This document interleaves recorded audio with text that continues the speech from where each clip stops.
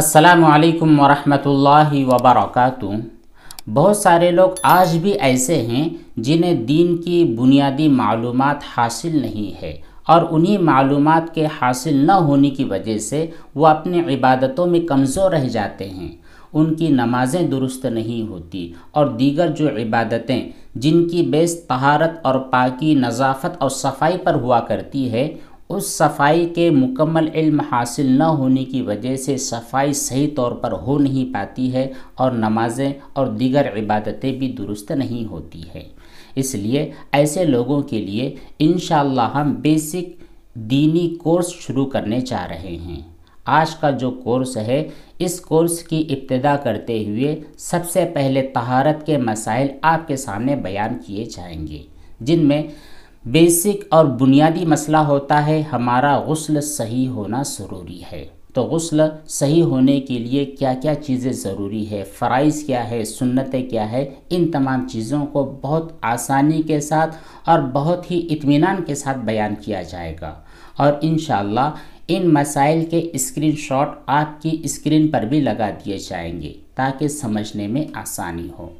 تو لیجئے سب سے پہلے ہم بیان کرتے ہیں غسل کے فرائض کیا ہے۔ تو غسل کے کل 3 فرائض ہے۔ سب سے پہلا فرض یہ ہے، اچھا فرض کہتے کسے ہیں؟ فرض ایسی چیز کو کہا جاتا ہے جس کے بغیر آپ کا وہ کام صحیح نہیں ہو سکتا۔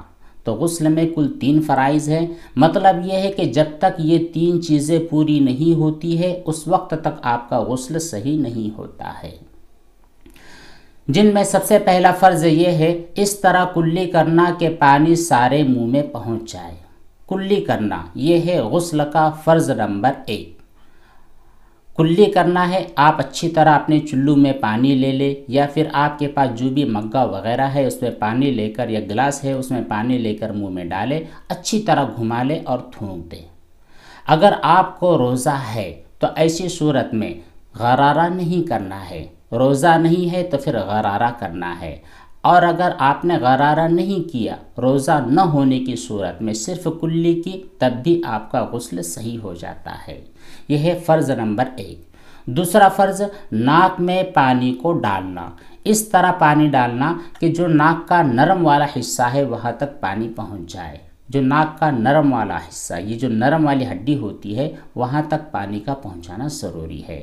بہت زیادہ اوپر تک پہنچانا کہ دماغ تک پانی کا اثر پہنچ جائے یہ ضروری نہیں ہے، اس طرح کرنا صحیح بھی نہیں ہے۔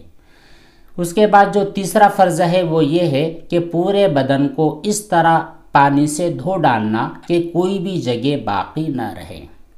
یہاں پر خاص خیال کرنے والی بات یہ ہے کہ اگر آپ کے جسم پر کوئی ایسی چیز ہے جس کی وجہ سے پانی آپ کی جلد تک پہنچتا نہیں ہے تو پھر آپ کا غسل صحیح نہیں ہوتا ہے۔ مان لیجئے آپ کے بدن پر فیوی کوئک یا فیوی سٹک لگا ہوا ہے یا پینٹ لگا ہوا ہے، تو ایسی صورت میں ان تمام چیزوں کو چھڑانا ضروری ہے۔ جب تک آپ انہیں چھڑا کر اچھی طرح اپنے بدن کو نہیں دھو گے اس وقت تک آپ کا غسل صحیح نہیں ہوگا۔ یہ تھے غسل کے کل 3 فرائض۔